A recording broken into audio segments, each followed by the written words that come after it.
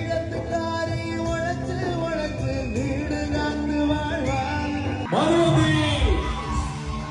அறக்கொடை நிறுவனத்தினுடைய நிறுவனர் ஏழை மக்களினுடைய மிக பெரிய துயர் துடைக்கும்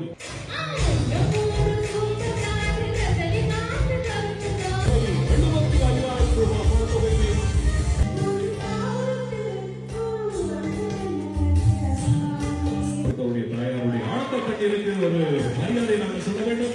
உங்க பொண்ணுக்கு உங்க கையால அந்த ஷீல்ட கொடுங்க.